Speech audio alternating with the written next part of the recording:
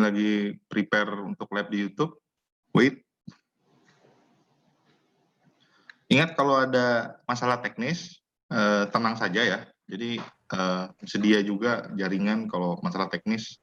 Biasanya kan jaringan ya, nggak ada masalah, dicoba saja.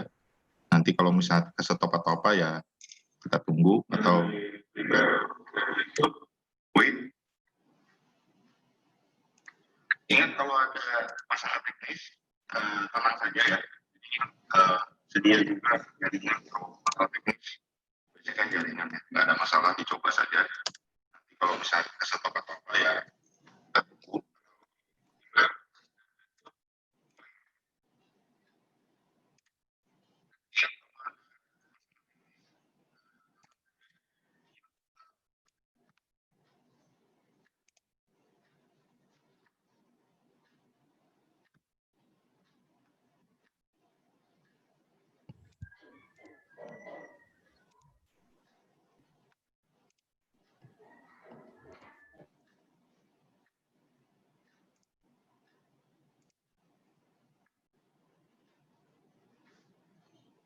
Oke,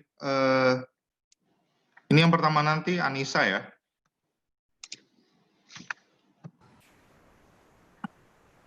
Anissa ada? Anissa, nah ini nih, Anissa kok belum masuk nih? Belum Pak, karena dari tadi keluar terus. Masih nyoba. Oke, siap. Tes sound. Aman. Oke, sudah lihat di YouTube ya, itu ada linknya saya kasih di grup. Ini akun teman saya nih. Jadi, tapi yang jelas bahasa Inggris sudah ada Zoom juga. Nanti jadi ada kegiatannya selanjutnya juga bahasa Inggris akan pakai Zoom sendiri ya. Ini punya teman saya nih, jadi fotonya foto anak dia nih. Assalamualaikum. Waalaikumsalam. Ini namanya siapa nih? DAZ. Ini siapa nih? Saya kayaknya bentar. Di rename. Nanti kalau enggak saya remove loh. Bisa saya anggap spam orangnya. Ya, bentar. Ini waiting room-nya saya matikan, jadi orang bisa bebas masuk. Karena kalau saya tidak nyalakan, nanti satu-satu harus saya admit. Jadi kalau ada hacker yang masuk, maaf ya. Ada hacker. Oh, pemanasan dulu kah? Pemanasan. Ya Bang, 1, 2, 3. 1. Yang jelas nanti di YouTube dia ada delay sedikit. Beda delay gitu. Itu tadi linknya bisa nolak di YouTube. Sebentar, saya saya harus share lagi nih. Saya harus mana nih? Saya harus share supaya saya harus ngundang teman-teman saya, sorry ya.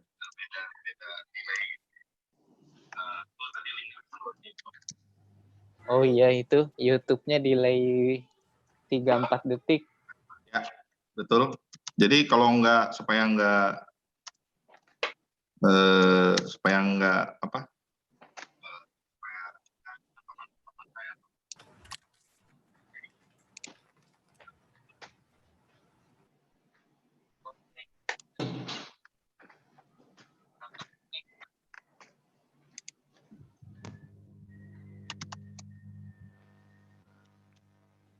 Bang, buat posisinya segitu kah? Kurang maju kah, Lip? Mundur dikit. Mundur. Arif saya jadikan co-host ya. Siapa nih yang jalankan nanti punya Budi, nanti saya jadikan co-host. Jadi ini yang bisa share screen nanti co-host ya. Jadi pembicara kan saya jadikan co-host. Karena kalau tidak, nggak akan bisa nanti share screen. Kalau saya yang bantu si Alip nanti Pak, yang bantu. Oh ya. Mister. Kalau saya. Kalau nggak pakai PPT nggak apa-apa kan? Nggak apa-apa sih, nggak apa-apa. Gambar. Ya paling ada data sedikit lah, atau ada gambar satu slide aja nggak masalah. Saya mungkin kayak gini, pakai kertas gini, kayak nunjukin gini. Mana? Tar, saya lagi setting yang lain. Mana? Oh itu, oke, Nuratika. Boleh lah. Ya. Nggak apa-apa. Kita berdayakan lah ini semuanya. Ini kalian angkatan pertama yang kayak gini loh. Wih. Angkatan COVID-19. Angkatan COVID-19. Corona. Yeah. Corona. So, when we start, you must speak 100% in English, okay?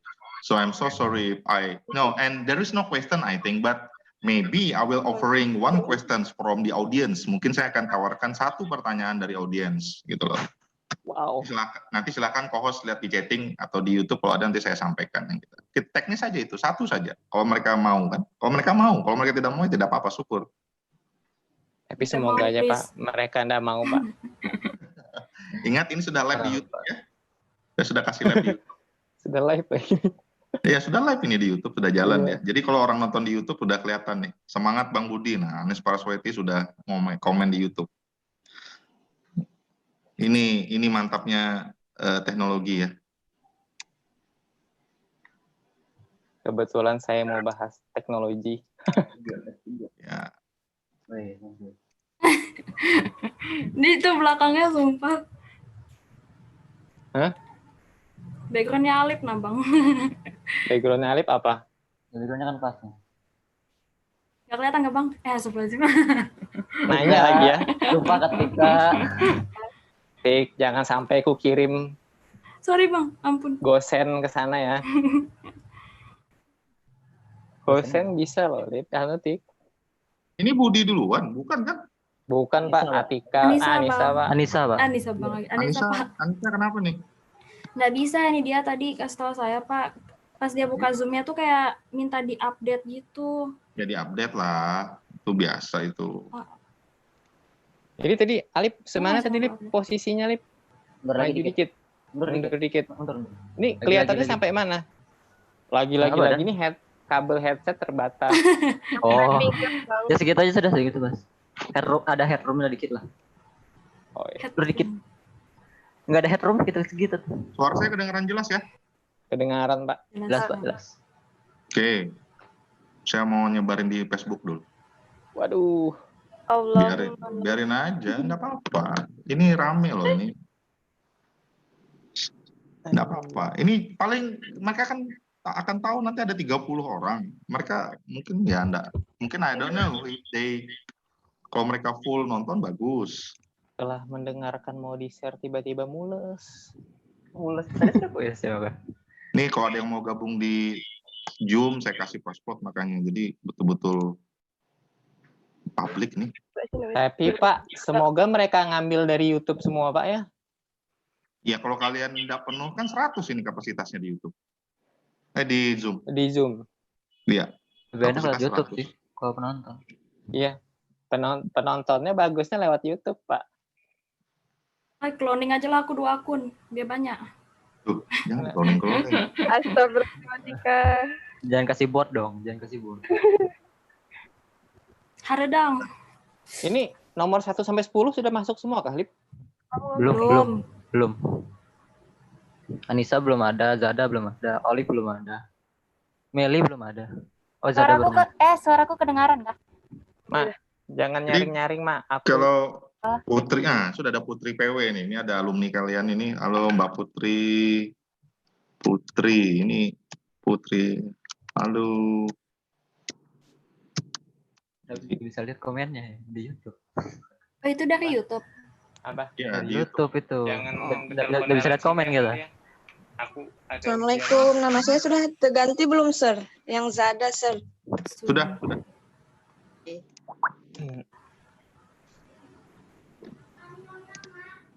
Jada. Ini pemainnya Dortmund ini.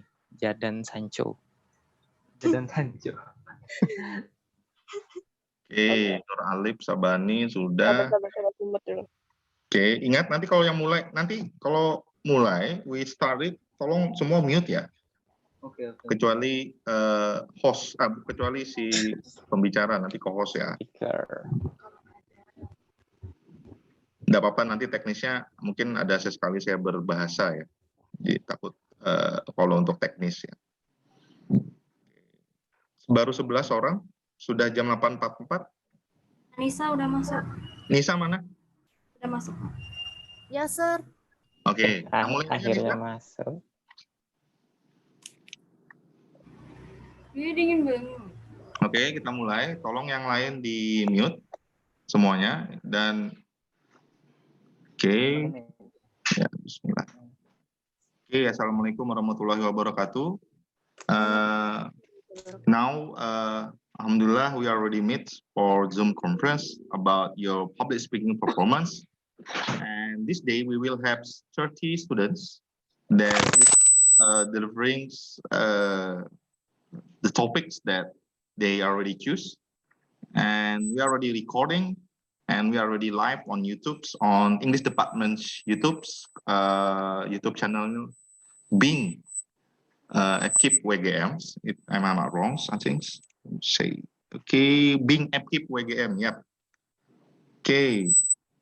So the first presenter is Anissa Mubarakah. The title is Our Parents' Role Model for Their Children.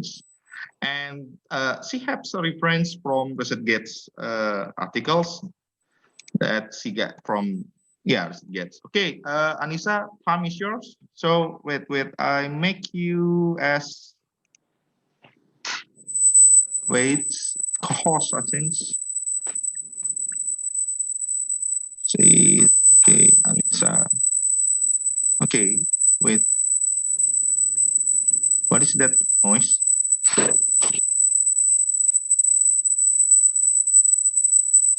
It's a noise. Say, hello, Anissa. Anissa. Hello, Anissa. We cannot hear your voice. Hello, Anissa. Okay. Yeah, Anissa, your voice is. I cannot hear your voice exactly. Hello, hello, hello.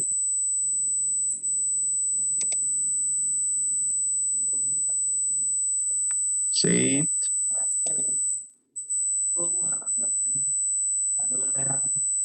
Hello. It's okay, Anissa. Maybe you can. Yeah, we cannot hear your voice. Hello, Anissa. No, no. Yeah, we cannot hear your voice. It's okay. You can. Yeah, you can. I think you can leave first. After that, you can, join again. It's okay. Log out first. After that, you join again. Okay. We will wait. We will wait. We will wait. Okay. We will wait for Anissa. Sorry, it's, some technical problems here. So we will have 30 students that will performance this morning. Thank you for the audience that's already watching on YouTube channels. And thank you for the audience that already joins on Zoom's conference meetings. Okay. Halo, Sir. Yep, Anissa. Yeah. Time is yours. Ada suara saya, Sir? Yep. Yeah. You can start it with English. Okay. Okay. Alright. Assalamualaikum warahmatullahi wabarakatuh. Waalaikumsalam warahmatullahi wabarakatuh. Minal aizin wal faizin, guys. So, my name is Anissa Mubarakah. So, today I wanna talking about our parents, the role models for their children.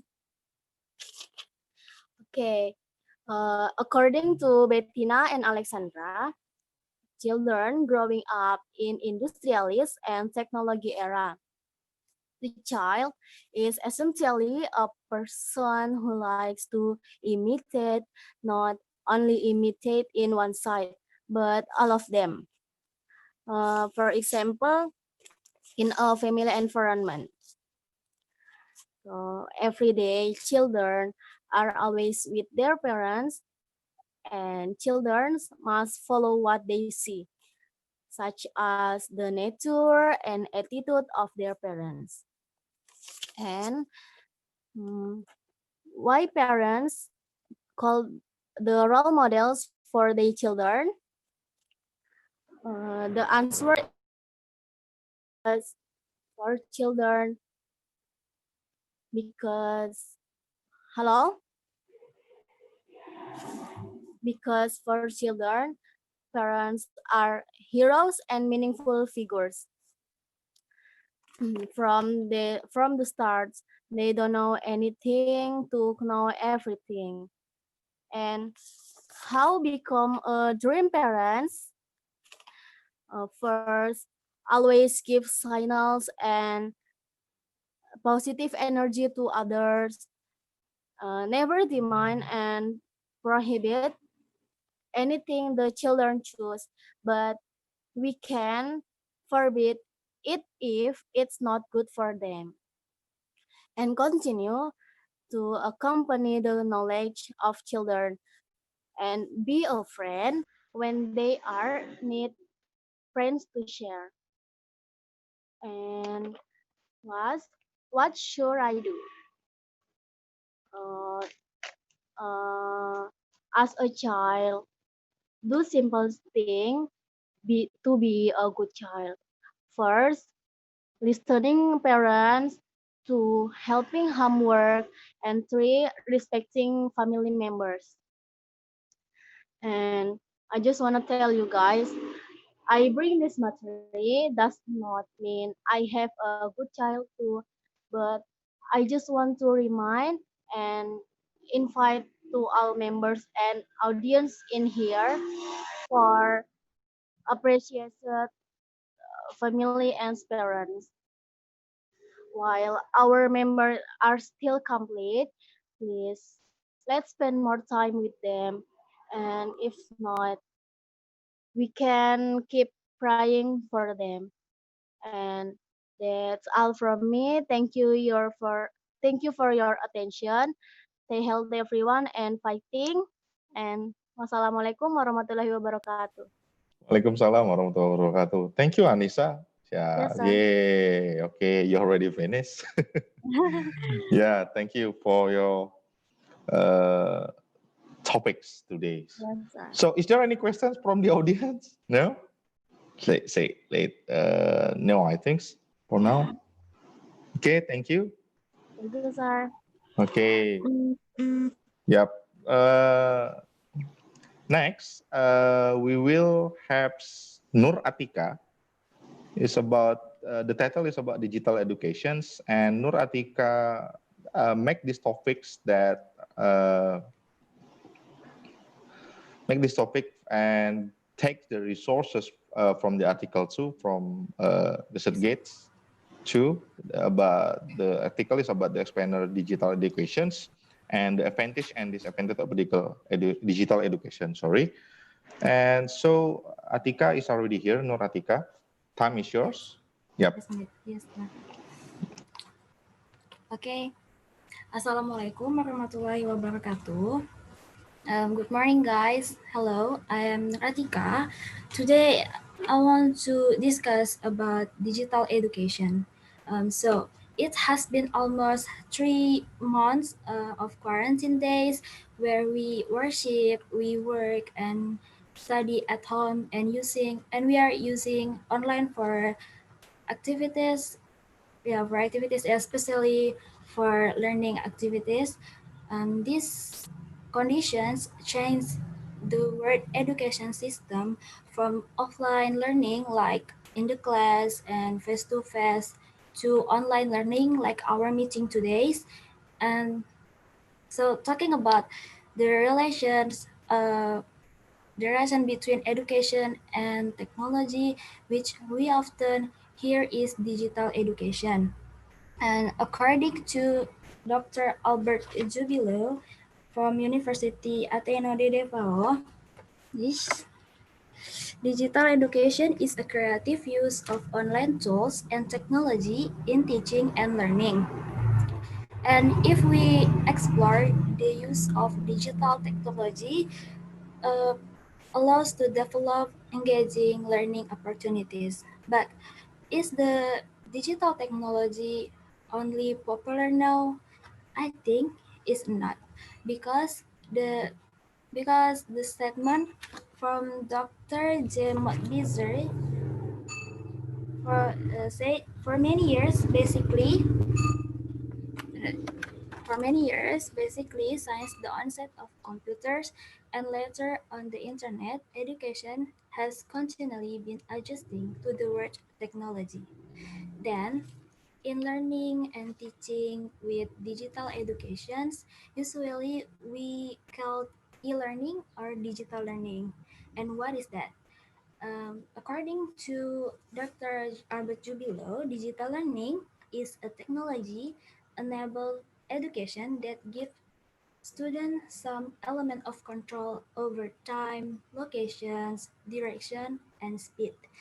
And he also adds digital digital learning or e-learning is more than just providing student with a laptop or PC, but requires a combination of technology, digital content, and instructions. And the last is the risks of digital educations for health, indicates by American expert Professor Włodzimir Gogolek from Warsaw University said the growing risks of health loss caused by the use of electronic device, especially for children. So, not digital education not just have advantage, but also has risks that affected on health. For example, that we often feels like anxiety, depressions, dizziness, and insomnia, and etc. And according to Mr. Paul Makosa from University of Lubin, say also spine defect arising from the faulty posture in front of the computer and spending many hours in a sitting position are a serious condition simulated by digital education. This problem already applies to 90% of young people. And from that we know the risks usually affected to young people who still productive. And the conclusions is technology gives many purpose to our life, especially for educations. Besides that, everything will have its own advantage and disadvantage, depending on how we learn and use it wisely. And always remember, your health, our health is the first importance than everything. Okay, that is all from me. Uh, Thank you very much. Thanks for your time and your attentions. I'm so sorry if I still have many words. And wassalamualaikum warahmatullahi wabarakatuh. Good. Wow, good. Nuratika, you have a good things about how you delivered the sources to. So you gives the names of the shows where you get the source, and that's good. Okay, thank you, Thank you, Nuratika. Mister. Thank you, Yep. Mister. Thank you so much. Okay, next we have Rosalina. Rosalina, you here, Rosalina? Rosalina Rosa, ya? Yes, Okay, sir. okay, Rosalina. So Rosalina will talk about or share about teaching English language to children with special educational needs. So Rosalina get the article from dogworkspace.com, right, Rosalina? Hello? Yes. Okay, so yeah, Rosalina, time is yours. Relax and yeah, you can start now. Okay. Okay. Good morning, everyone. Peace for you all. I'm Rosalina. Okay. Today I will deliver a theme speech about the teaching English to children with special educational needs by Alina Nicolets Paduran. I will explain the purpose of this research is to determine the most appropriate methods and techniques used to teach English to children with special educational. Okay, here determines whether they should take a foreign language course in general educational or with a supportive teacher. This research is based on a questionnaire athlete teacher and a questionnaire that is answered by children with special educational needs of children with learning difficulties.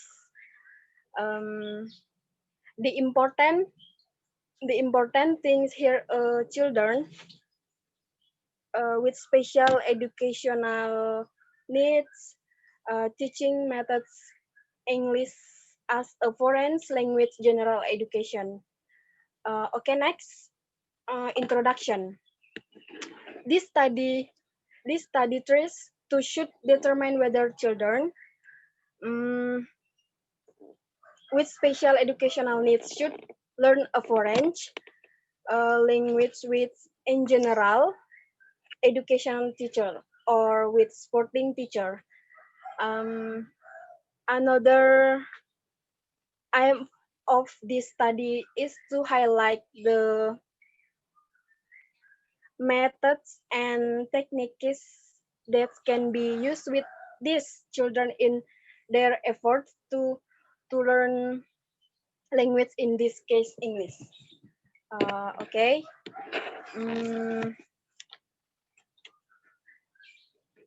For English teacher, the difficulties they have to face are verbal communication disorders, reading and writing difficulties. Then the purpose of this study is to prove that children can easily learn English is a foreign language in general educational. If the teacher adapts the curriculum to the children's needs and learning style. The experiment concluded that English can be taught to children with putting them in special schools. Some teacher believe that's foreign.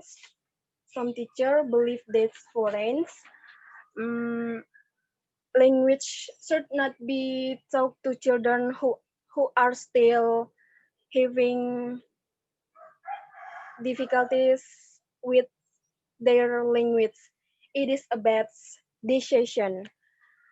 Okay, I have a tips on teaching English to children easily without complicate, which is learning from the easily. This way will help children can learn quickly.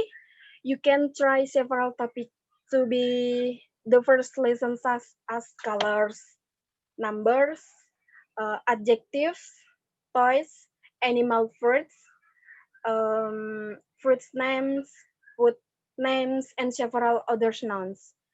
Then techniques for teaching children to speak English quickly must also be done on a fun way that is playing while learning. Can also listen to children's song that use English the most effective way to learn vocabulary and improve pronunciation. Okay. Thank you for your attention and good morning, sir. Good morning too, Rosalina. Thank you for your presents your topics. Yeah, that's a good topic too. It's about how we learn language for children. Yeah. Okay, Rosa. Thank you, Rosalina. You must be stressful about this one. Okay. So, wait, Nur Atika, you can answer the questions from Putri. on YouTube, how do you think about digital learning in remote area? You can answer from our YouTube channels. There you can chat. It's okay. So, Mr. White. okay, it's okay. Okay, next is Nur Alip Sabani Yusni. Nur Alip Sabani Yusni. Okay, you already here. And Nur Alip will, the Nur Alip topic is about, what is it? English education for healthcare professional in Japan. Yeah.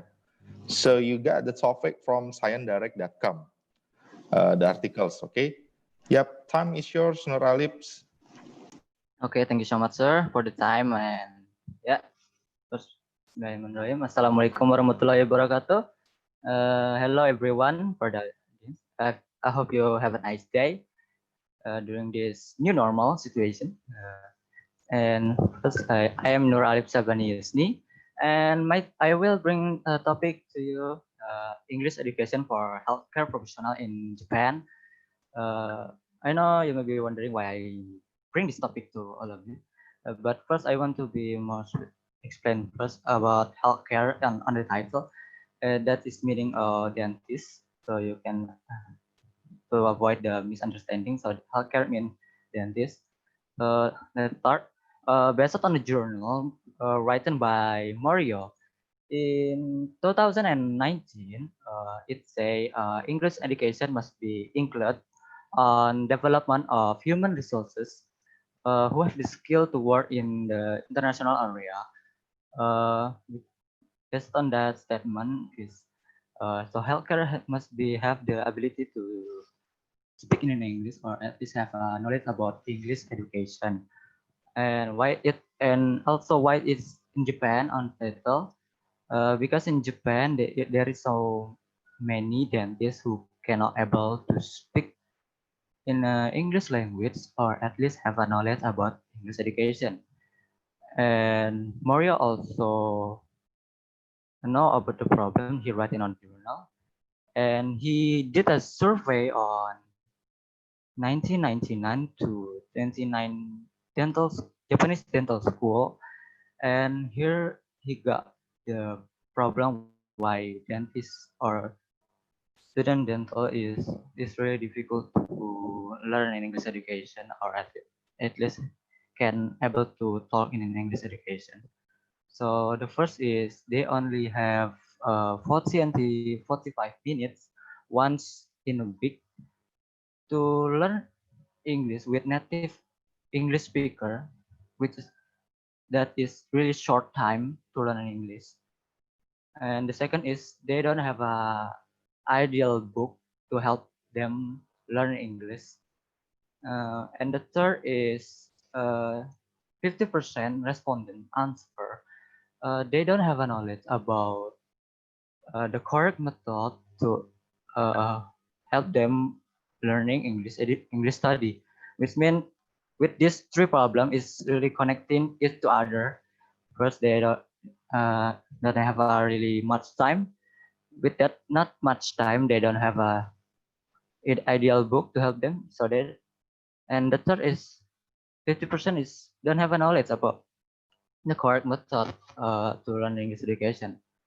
But Mario on his journal is also provide the solution for English Japanese dental school. He write a paper. The paper is solution for one strategy is computer simulation material, which means is involve the technology to education. So they involve technology education, which means is involve the computer like smartphone or application to help student learn English education more easily. So because in that problem mentioned that they only really have made really short time. They only have 40 until 45 minutes, and with this technology they can learn English education from everywhere, from their home, from the park, from library. So they can have really much time to learn English education. So Maria hope with that solution can help many Japanese dental can at least improve their English skill. And for the conclusion, based on that problem, based on that solution, expectation in Japanese dental school graduate can work from outside their home, which means outside from Japan, and work in the international area. So Mario hope with that solution can develop human resources who can able work, who have the skill to work in the national area, which is that's gonna be help Japan when they appointed as international event organizer. And yeah, I think that's it from me. I really sorry about if there are any mistake for No. It's okay. Okay, that's it. I hope you have a nice day during this new normal situation, and Assalamualaikum warahmatullahi wabarakatuh. Waalaikumsalam warahmatullahi wabarakatuh. Thank So you so Nur much. Alif, no. I want to ask you. No, it's not difficult questions, I think. So don't be afraid. So why you choose these topics? Why you choose these topics, and it's about Japanese things, right? Why? I bring this topic. I just want to share because there's sometimes we feel Indonesia. I cannot speak English. I cannot at least have an English education. But I just want you to know there's another world. There is also people who cannot able. So Yeah. don't underestimate yourself. Yeah, because it's not the case about this case is not just about in Indonesia. Yeah. So we can found the difficulty about how to speak in English too in other country. Yeah, that's what you mean. Yeah, that's what I mean. And also with that, what I explanation, we also can learn actually in Indonesia who can make our healthcare to able to speak at least English language and can work in the national area. Okay, thank you, Nur Alif. Okay. Okay, so the next one is Rauda Miftahul Jannah. So Rauda will talk will sharing the topics about the importance of public speaking education for millennials. Wow. So Rauda got the source at the source or reference from artjournals.org. Okay. So Rauda, time is yours. Go ahead. Okay, Assalamualaikum warahmatullahi wabarakatuh. Hello everyone, how are you today? My name is Rauda Miftahul. Here, I'm gonna talk about the importance of public speaking education for millennials. Okay, first I want to give you an example how to conversation. Okay. All right. Is there any question?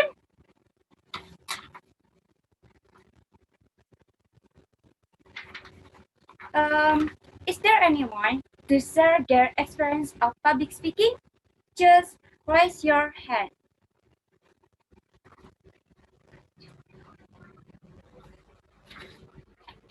All right. Is there anyone to introduce themselves first? Please stand up, tell your name, and where did you come from?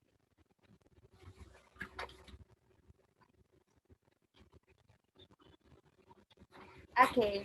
Are you fellow millennials familiar with that moment above when teacher, lecturer, bus at our ask you to share out, introduce yourself to the others audience?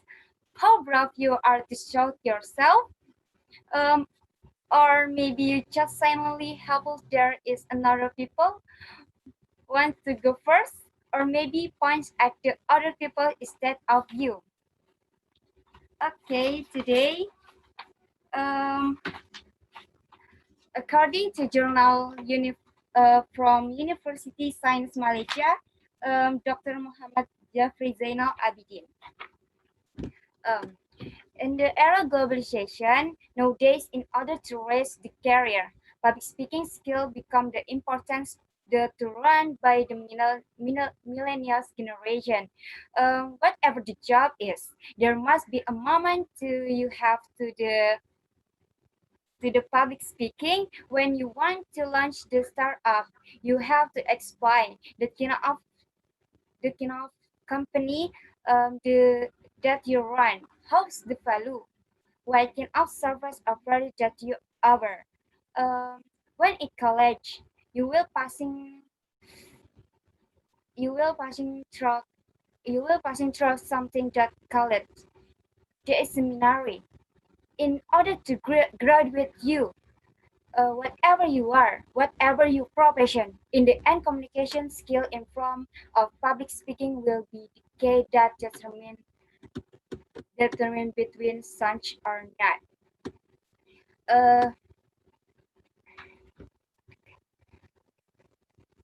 Problem public speaking. Communication anxiety is multifaceted.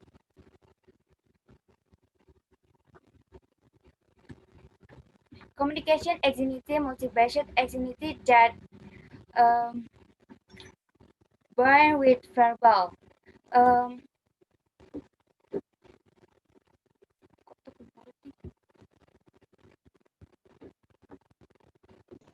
Hello, Rhoda. Sure. What happens? Is there any technical problems? Bukan, sudah. Communication, this how people feel about communication. However, is not how the communication. Those who are proficient with written communication probably have a problem in public speaking. Meanwhile, to who are proficient in public speaking individually probably feels uncomfortable in creating generation. NCT, public speaking command. In net 1 from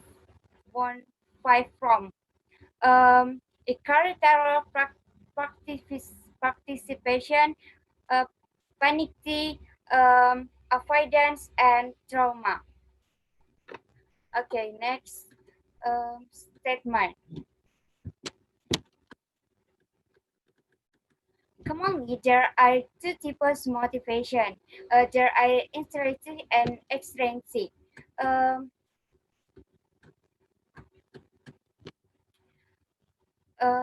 And extrinsic motivation, learning target language. Focus on the will of learning foreign language due to some pressure and gift from social environment, like career growth of cross credit. Born with self-esteem learning, environment evaluation, and motivation index. Behavior index and trial also pointed above with self-esteem learning, environment and behavior group, and effective based motivation focus on the will to learn foreign language caused by some pressure on gift from social environment. Like career growth of cross credit internalizes reason to learn second language like feeling guilty as some and self-determination. That's all. Thank you. Okay, thank you, Rhoda. It seems that I don't know, is there any technical problem there? Because you always look at your left sides or right sides, I don't know. So it's okay, but I don't know. I hope next you can fix the technical problems. Okay, Rhoda. Okay, next is next participant is, who is it? Okay, Fadlilatul Badri, ya. So Fadlilatul will take the topics about COVID-19's impacts on education. Wow, I think this is the hot topics here. Okay, so Fadila, do you hear or you need sometimes to connect your laptops? Okay, we will wait for Fadila first. Fadlila, okay. Okay, Fadila. Okay. Her nickname is Fadila. Okay, Fadila, we will wait for you. Please, for the others, if you need to prepare your other device, please do before your what is it, times for speaks, okay? So, okay, Fadila, where is he? Present, Okay, sir. yeah, she is already here. Okay, allow your cam, please. Okay, the topics is about COVID-19's impacts on education. So Fadila get the topics based on her reference on Navy.org journals that focus on COVID-19 psychological exactly. So maybe Fadila will share about how or why the COVID-19's impacts on educations. Okay, Fadila, time is yours.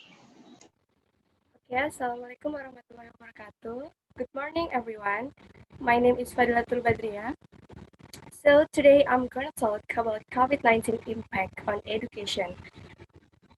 For you, is COVID-19 has a big side effect for education? Okay, as we know together, if right now happening pandemic COVID-19 virus, right? In Indonesia, don't do lockdown because due to consider several things, but government in Indonesia make decision for social distancing and ask the society for stay at their home. In the beginning, maybe look like nice, right? Because we can doing all our activity from home. But in reality, we can see right now people will stay more than 2 months and not a few people was bored at their home. Now we are must doing all activity from home, start from a profession, education, and worship.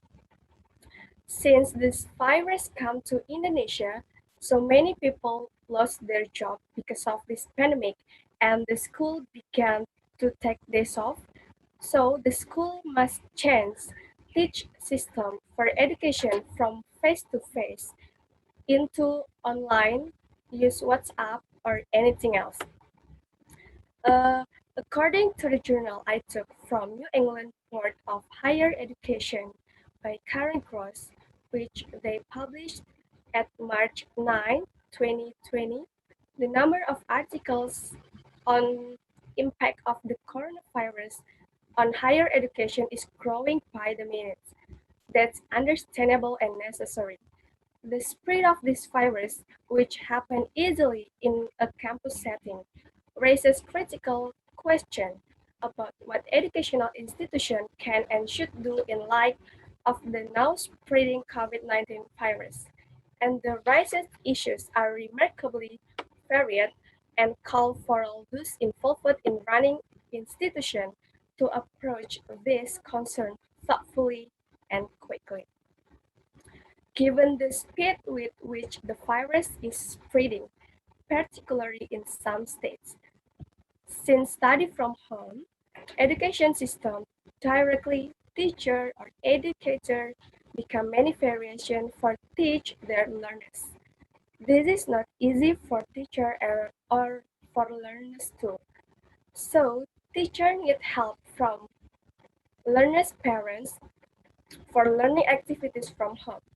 Here, the role of parents, which can help the learning process at home, and temporary parents too as a teacher for their child. Another case, college students, they was independent for study, but doesn't mean college student nothing problem when they study from home. Many factors too when the college students study from home. For the example, The problem comes from our network or quota internet usage so many for online class. The problem should learn online right now can justify little by little while following development this pandemic COVID-19 virus. For you, if you can stay at home, stay first. Keep your health, but if you want to go out, don't forget use your mask and always keep distance with other people. And the first thing important for keep your health is don't panic, okay? Because it can make your immunity down. And uh, after this pandemic clear or beginning normal, because it uh, educational institution can be prepare education system online more good. So there is preparation beforehand, something urgent like right now. Thank you. Wow, good, Fadli. Thank you. Fadila, Sir. your nickname is Fadila, right? Yes, sir. So, Fadila, I want to ask you some questions, easy questions. It's okay. Now, how about if you want to go out with, our boyfriends or girlfriends on the middle of the COVID? Do you have any, advice? Yeah. Before we meet, I asked to him for use the what is it? Hand sanitizers? Yeah, hand sanitizer, and then Hand we sanitizers. like that. So Okay, so you have you have to make a distance with him or what? Okay, I'm just kidding. Thank you, thank you, sir. Fadila. Thank you. Good, good. Next is Mr. Budi Hardian. So Mr. Budi Hardian will have the topics about methods of learning English for visually impaired students. So Budi got a reference for his topic from ResearchGate, and it's about visually impaired Brazilian students learning English with smartphones, overcoming limitations. The articles. Okay, so Budi, time is yours. Nur Alip, co-host, is it, sir, for showing the slide? Yeah, Nur Alip. Yeah, Nur Alip can share the screen. Okay, okay, Nur Alip.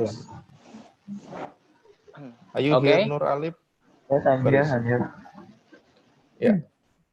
Wait, it's okay, Budi. Take the time first. We will wait Nur Alip too. Nur Alip, you can share the screen if you are ready. Yes, I'm ready. Okay, yeah.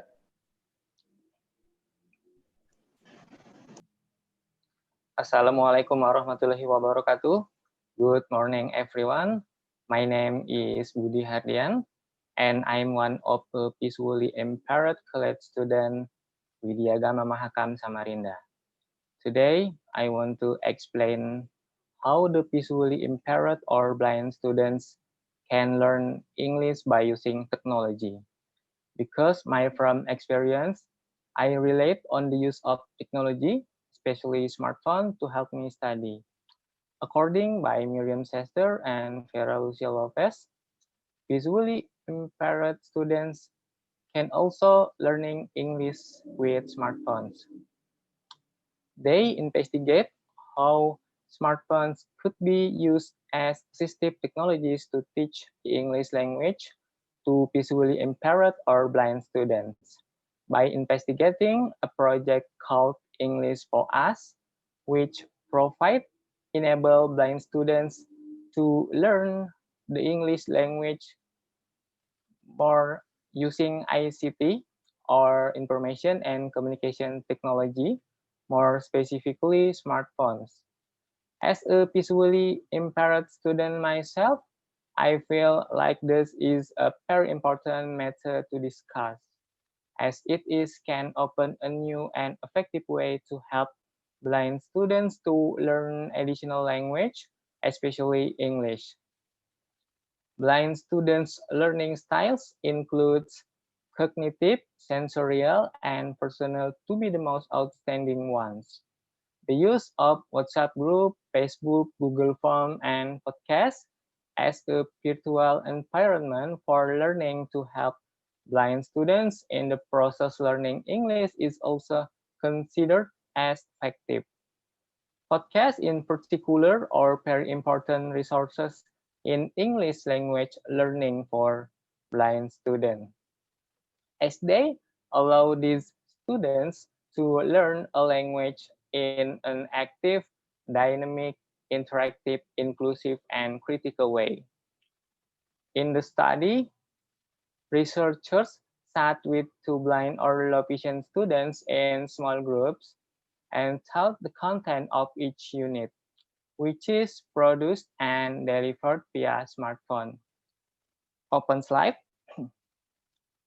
Researchers found out that most of the students were already familiar with screen readers apps such as DOSBox, NVDA, and JAWS. I personally familiar with smartphone apps like VoiceOver and TalkBack. As we can see on the chart, the VoiceOver is the second most of used assistive reading app by its user. Close slide. Lesson begin with creating a WhatsApp and Facebook group for the teachers and students and send the files via these groups. The teaching group decided to post podcasts and written grammar exercise to a cross group as an extension of classroom activities. The group is also a medium for the teacher to send assignments like written grammar activities and podcasts with an explanation of the grammar topics and conversation reels. After each class, the teacher would provide a song with the lyric posted to Facebook that would either contain vocabulary or grammar items that had been taught that day. The teacher also invited the blind students to participate in an open public group to offer students a real-life social practice using the English language with other group members. That was my presentation on how the visually impaired or blind students can learn English by using smartphones. Okay, thank you for attention. Wassalamualaikum warahmatullahi wabarakatuh. Waalaikumsalam warahmatullahi wabarakatuh. Thank you, Budi, for your topics that you delivered. It's very interesting. So, how the blind persons use the technology, right, to learn English. And yeah, I think it will be interesting if we talk about that or discuss about that later on, about how the blind person technology, right? Okay, Budi, thank you. So next is Meli, Meli Octaviani Sinduwinata. The topic that she will talk is about the importance of character education for the students. So Meli got these topics from three articles as reference from ResearchGate, from Science Directs. Okay. So Meli, time is yours. Go on. Hello, Meli.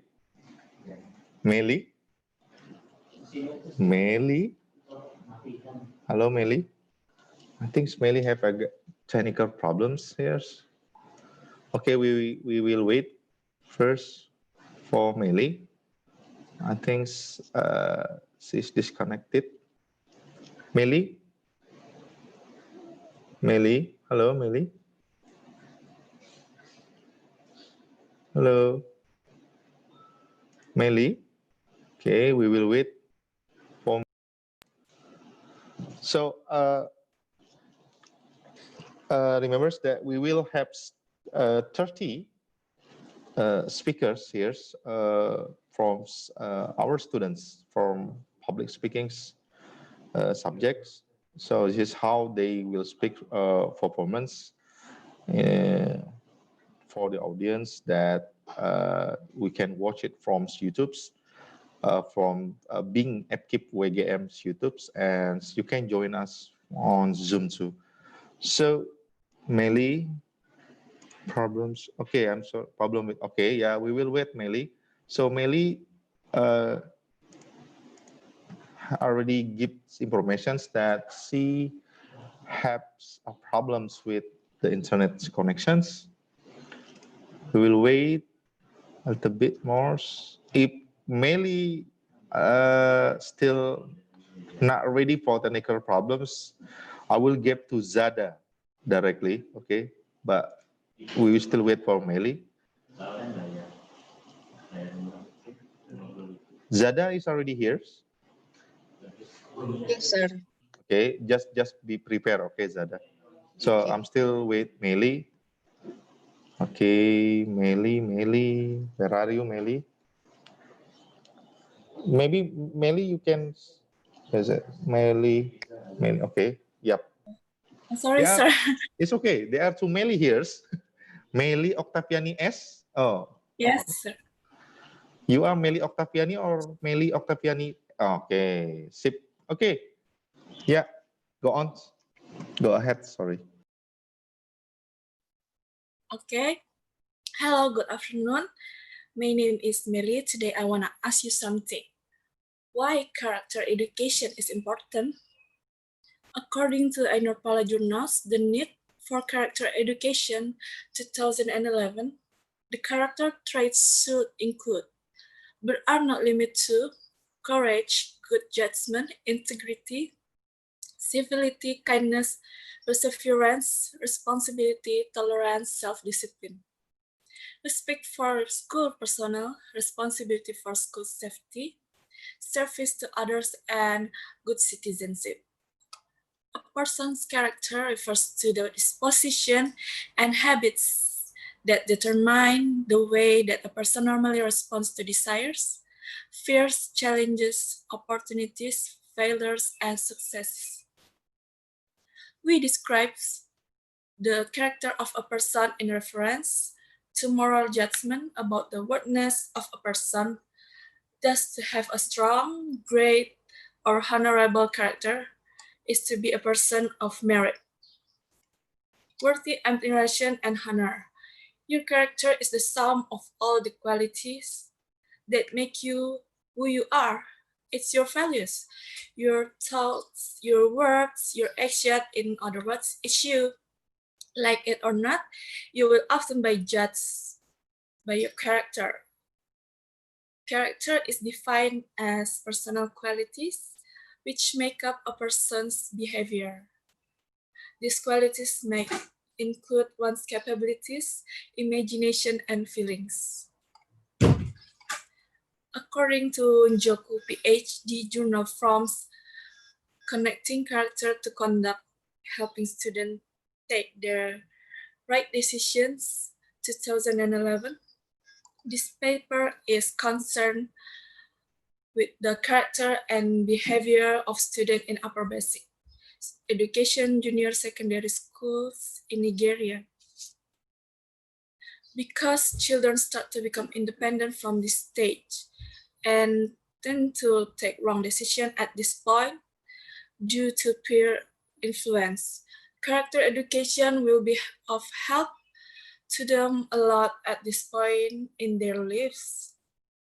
Even with the subjects civic education and social studies, there still remains a high rate of school truancy and of inappropriate behavior among students. This unacceptable behavior in most cases shows the kinds of environment they live in or their background at home, or one might say they are yet to learn the right traits needed for taking right decisions. Students can learn the right things to do, which is one objective of acquiring an education, and how they can know the right things to do at all time is by building up their character. Building up their character at school and at home enables them take the right decision. Introducing character education as a subject in the curriculum will accomplish with this purpose. Its introduction will guide teachers on what traits to teach the students, which will help build them to become conscientious citizens in society. The development of socialization skills and integration of character education are a more important part of a child's academic success. Character education efforts may be effective when implemented rigorously and with a scientific foundation. Schools should focus on teaching character within the regular curriculum. I'd like to leave you with a quote by Abigail Adams, was the first woman to serve as second lady of United States and the second woman to serve as lady. Just gonna read you the first of her quote. She says, "Great learning and superior abilities will be of little value unless virtue, truth, and integrity are added to them." Thank you. Have a nice day. Wow, Melly, thank you for the quote. That's a good quote. And exactly, it's still morning, Melly. So you say Yes, I'm it's sorry. okay. It's okay. It's okay, Melly. Proceed. No, yeah, I know that. I know that all of you is nervous now, and yeah, it's okay. But all of you guys are really good. Have a good jobs. You already do the best. It's okay. So thank you, Melly. You're welcome, sir. Okay, next is Zada. Zada Zada will, what is it? The topic from Zada is why pregnant female students should keep in the school for better education. I think this is interesting topics. So Zada got the article from AZPH, yeah, publication.org, and IGSRP.org. So they no, what I mean, Zada have two reference that she got from the journals. Okay, Zada. Yeah, it's a great topics and time is yours. Assalamualaikum warahmatullahi wabarakatuh. Hello everyone, good morning. I hope you all have a great day today. So my name is Zada Katrunadavani, and today I'm gonna talk about why pregnant female students will keep in school for better education in the future. So first of all, what is the definition of education? So the definition of education based on the philosophy of John Dewey is that as a result of two fundamental principles, that the result that contains continuity and then interaction. For example, if you wanna solve a problem and then you have to learn step by step by critical thinking, and then you learn a new knowledge and then spread it to other people, and then stating a fact, and then it keeps interaction to other people, keep continue to other people, and then it's gonna spread all around the world by the education. So in Indonesia, we can gain more education in so many schools, such as public school, private school, homeschool, and program school, or kesetaraan, we call it in Indonesia, or like packet C. And then in foreign country, they also have a school, like I mentioned before, but they also have a program school that in Indonesia, we don't have it, like a young mom program school that really mainstream in US and Canada. So, but actually, not all foreign country allow their pregnant female student in school, because according to the UNESCO, United Education Scientific and Cultural Organization, state that in Kenya and other 24 African country, they do not allow the pregnant female student to keep in school and attend in school. And also in Germany, the female student usually sent to home, and then after giving a birth, they do not come to school.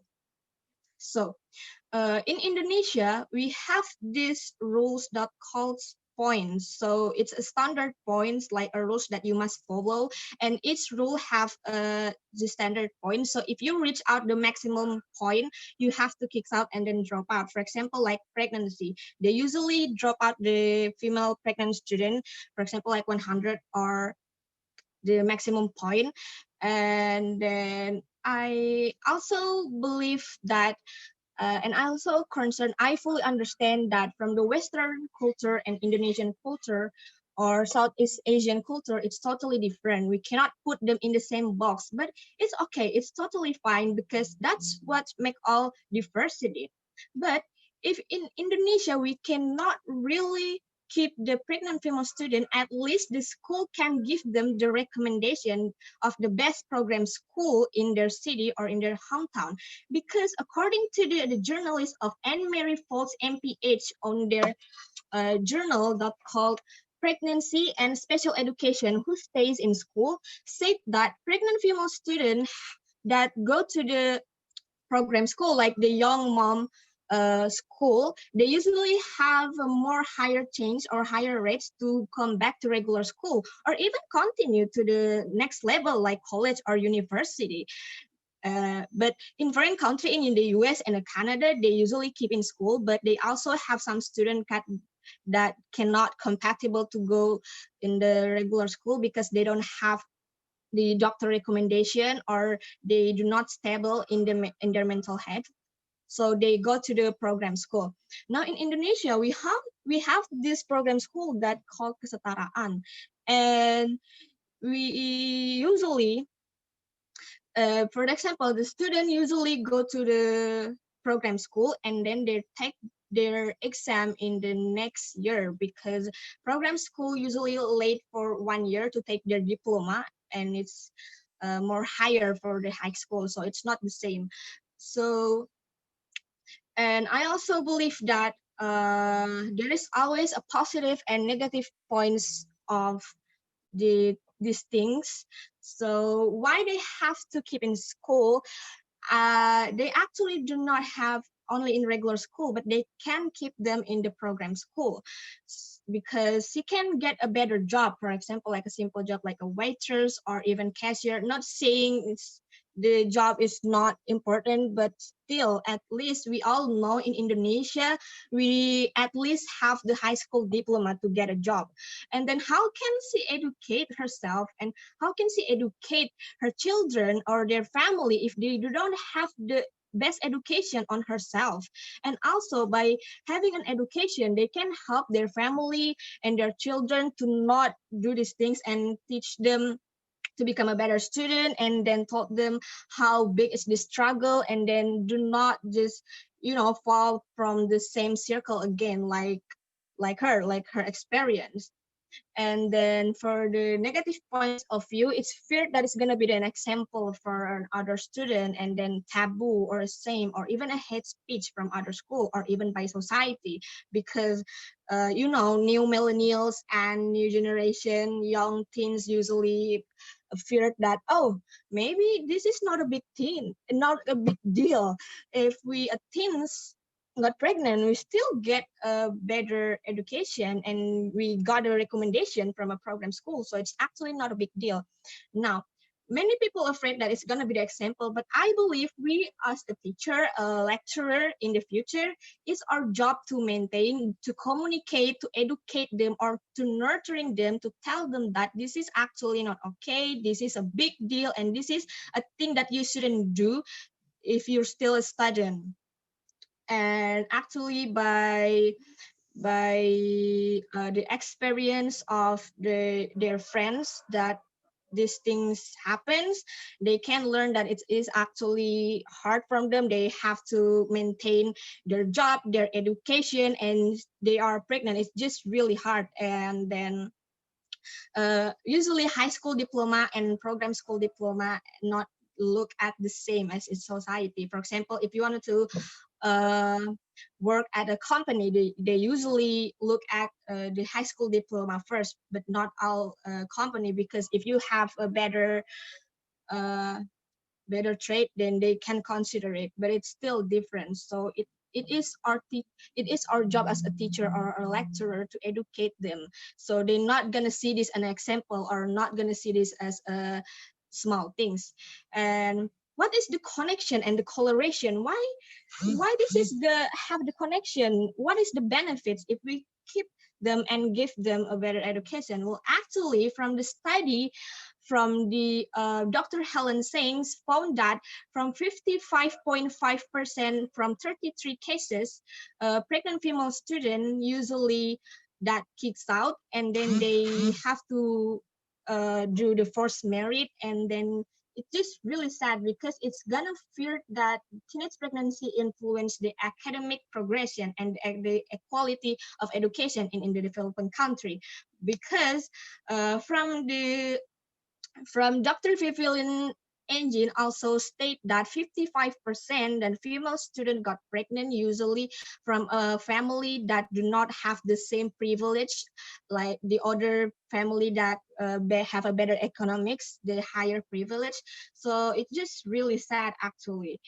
So I also believe that from the Universal Declaration of International Human Rights, page 63/72, state that education shall be free and everyone, regardless of their backgrounds, should get their education at least at their elementary and fundamental stages.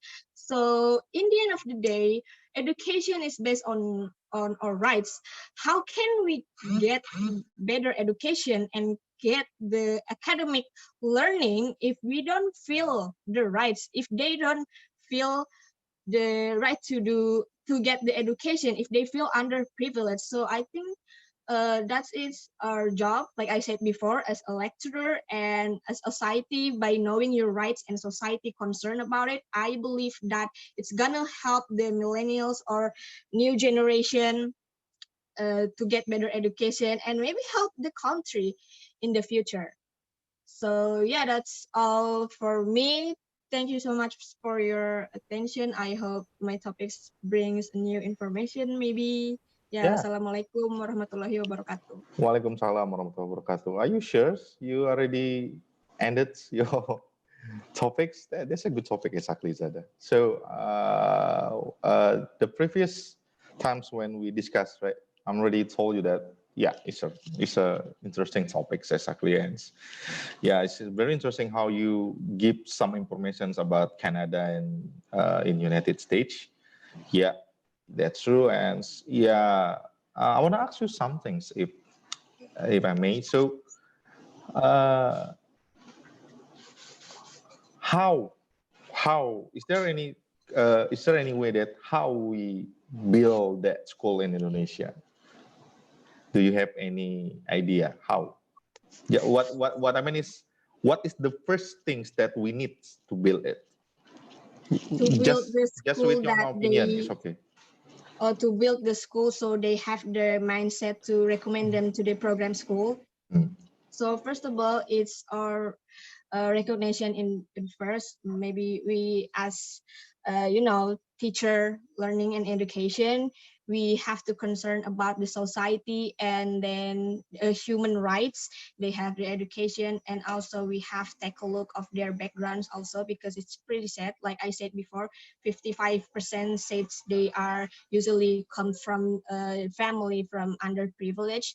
So we have to open our eyes, because we cannot deny the facts that in Indonesia every year there must be a case of this, teenage pregnancy and kicks out from school. So actually, in my opinion, we have, just open our eyes and help them by talking to them, and then talking to the principals. Maybe it's not actually, as a teacher, we can make our action alone if you really really care about your student, if you really care about the the next generation, you can actually talk to your student by, you know, eyes to eyes, and then recommend and then research by ourselves as a teacher what is the best program school in our place, and then recommend the student, the pregnant student, and, you know, keep giving her the spirits and telling them it's okay, and then you have the rights and everything. So it's actually can from ourselves as a teacher or a lecturer. And then after that, if it's success, then we can, you know, communicate to other teacher or lecturer, this is actually okay, this is actually fine, because she's have the rights, and then in hope that it's gonna be, you know, spread in the school, so the school can change the system. They drop out, but they get the recommendation of the program school. Yeah, that's very interesting, you know. So I don't know. I'm just thinking that maybe you can mix it for your thesis title too, exactly. So for your final papers, I don't know. Maybe you Oh. can connect it with English language, how English language can develop the students too, and they can use their skill beside about their practice, so you can develop her skill too, their skill too. What I mean, I don't know. Maybe we should try it later on. Okay, thank you, Zada. Thank you. Yeah. So after that, we have Arangsta Olivia Sanchez. Olivia. Okay, Olivia is already here. So Olivia will deliver the topics about the important things to consider when choosing a major. So Olivia gets the reference from Research Getsu and from Nakada journals. So, Olivia, yeah, time is yours. Oh yeah, welcome for Mr. Abdul Rahman. Mr. Abdul Rahman is already here. Thank you for watch the Zoom's meetings. And so we have others participants too. Thank you for already watching for our Zoom's meetings, and you can watch too from Bing's YouTube channels, Bing Equip WGMs. Thank you for all. Okay, Olivia, time is yours. Okay, sir, thank you. Hello, everyone. How was your day? I wish you all have a great and blessed day. So first, let us grateful to God that we are still alive and still Olivia. And today I want to sharing about the important thing to consider when choosing a major. But in this case, I wanted to push in the major's decision, like motivation for selecting a major, satisfaction, and belonging. Belonging. So, guys, why this topic must be listened to? Basically, we are now that choosing major can determine the fate of our life to our future, whether it can influence our like our careers, our social relation, our achievement until our lifestyle too. Therefore, choosing major must have many consideration. Okay, guys. So according to the Nakada journal, which I have read before, with the title is "Motivation for Selecting a Major" by Porton and Ambeck on 2006. Not that the choice of a college major can be one of the most important. Formally selecting an academic major is can hold standing ramification for individuals. In the context of select a major is intrinsic motivation. Intrinsic motivation, I think, can be potentially included because everyone or student wanted to satisfy their their intellectual curiosity. Next, and here we go. The second journal is the Journal of Education for Business, written by Charles Amalgrim, Martha Ahui, and Priscilla Burnaby. They said that students may benefit more in terms of personal satisfaction and belonging. So when they select a major, that's intrinsically fulfilling rather than one based on a prescribed choice from from direction of parents or greater society. Actually, we can learn from the others or from friends, from parents or family advice to help us choosing a major, but we must know and we must balance with our capability possessed, because in this case we are carrying out this lecture. And don't forget, choosing a major as choosing an academic major as a decision is uh, making to continue from initial major to career exploration to our final choice. That's all from me, Olivia. Thank you for your attention and may God bless you. Okay, thank you, Olivia. That's a great topic too. So it means that it's very important to make children choose their majors. Yeah. Okay, so the parents should have to push the children. Rede? Hello? Sorry, sir. Yeah, I think, yeah, the networks from your side is, you have technical problems with your network exactly, but it's okay. It's okay. Thank you, Olivia, for your topics that you delivered. Okay, Olivia? Okay. Okay, next, we will have Bella Magdalena Santika. Bella, are you here, Bella? Yes, sir. Where are you, Bella? Where are you? Okay, hello, Bella. Yep, Bella. Bella will deliver the topics about the education system in Indonesia, and she got the journal from macrothings.org and from medianility.com. Okay, so Bella, are you ready? You must ready. Okay, Bella, time is yours. Okay, good morning, everyone. My name is Bella Magdalena Santika.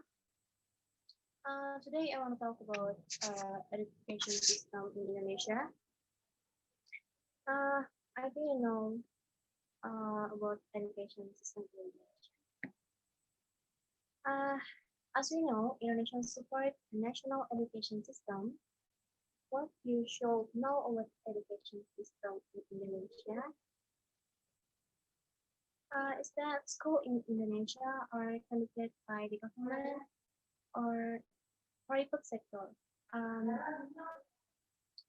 Some private schools call themselves the National Plus School, which means they have different curriculum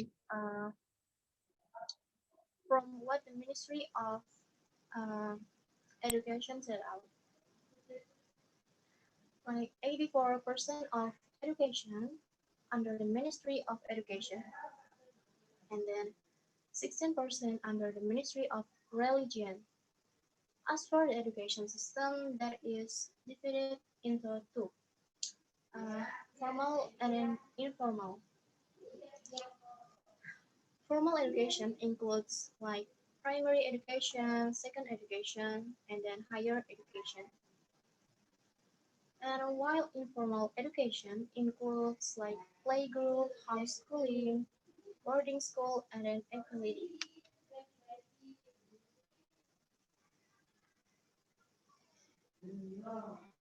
The aim of national education embodied in the Bill of Education. It is defined that with a national education system, it's expected to be able to breed religion and increase human morals. To master knowledge and skill, healthy, calm, and spiritual, and capable of responsibility given the understanding of the characteristic of the global era. Modern society, it will need to create a national education system that processes the following skills, values, and attitude. The first one is uh, activity, participating, and politically savvy. Number two is they had a high work ethic and discipline that enable uh, them to overcome the economy. Number three, have a um,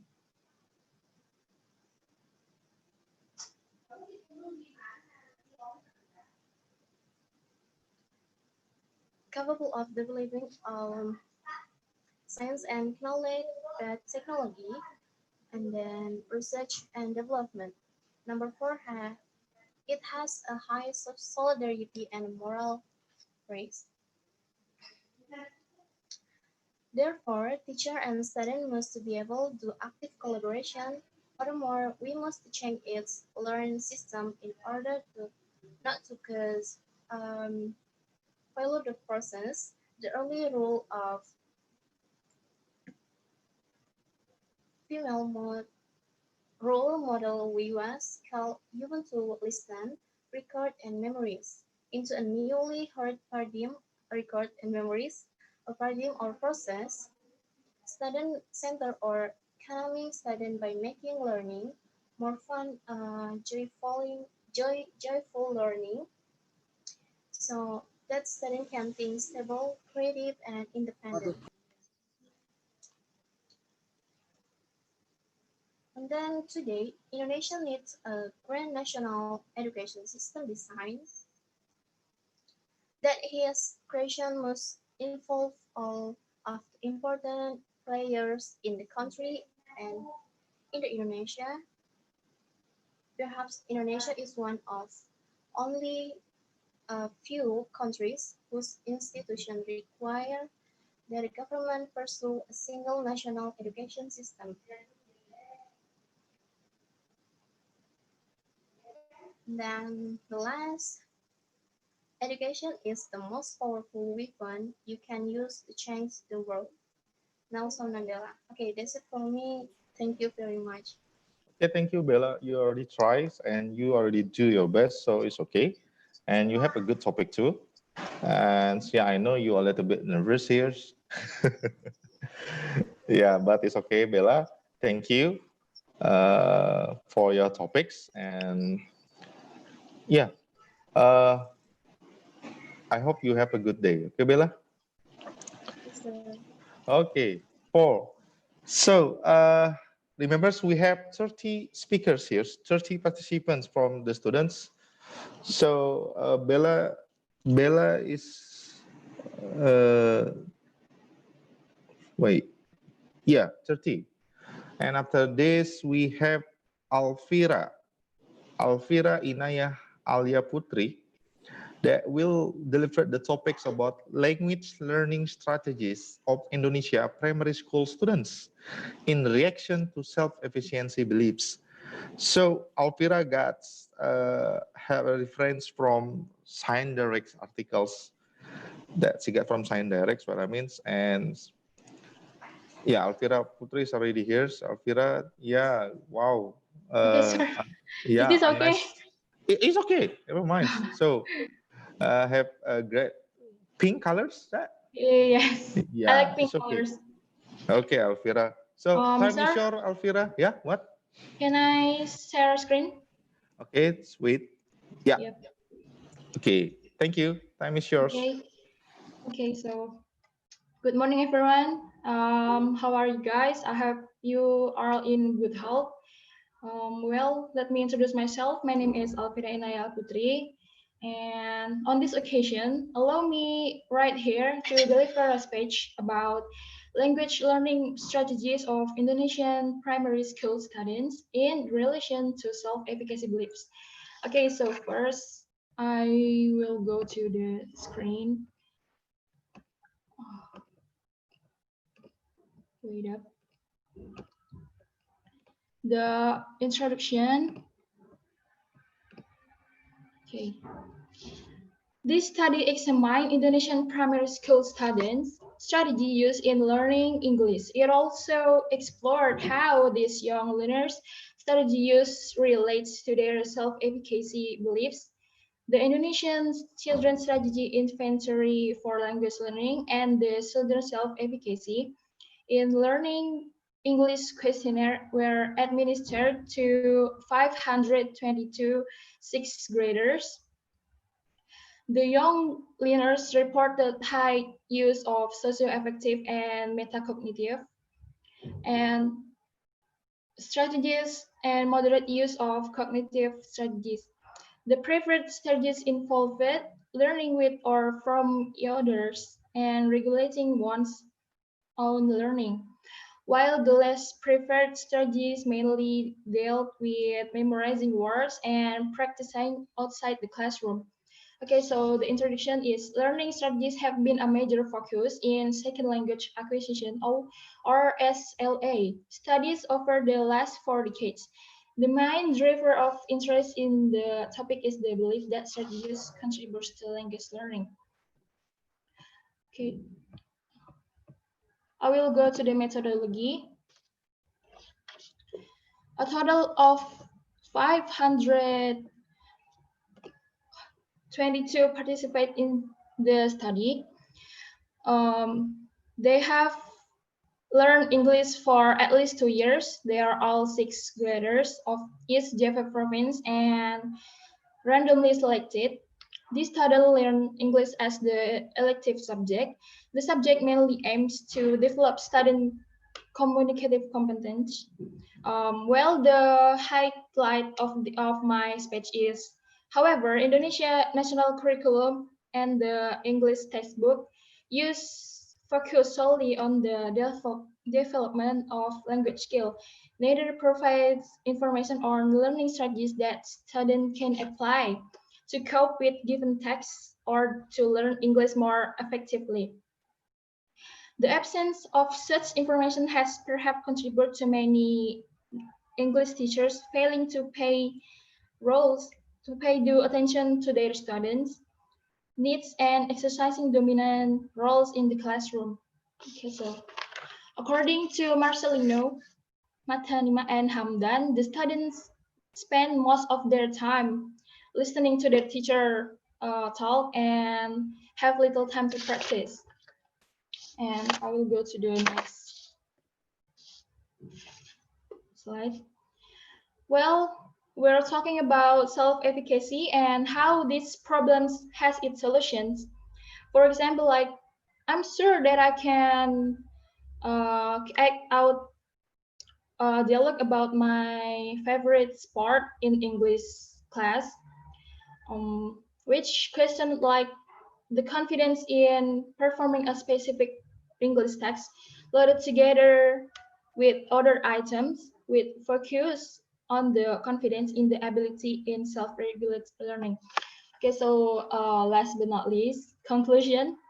Further research adopting experiment or longitudinal design is needed to clarify the cause-effect relationship between strategy, use, and self-efficacy. This correlation study did not focus on tapping into how effective individual strategies are in helping learners cope with specific language types. Further, helping learners strategies aiming mainly at identifying text-based strategies. Result of such studies might be more directly applicable to instruction about strategy. Well, thank you for attention. I think this is the end of my speech. Thank you for attention. Okay.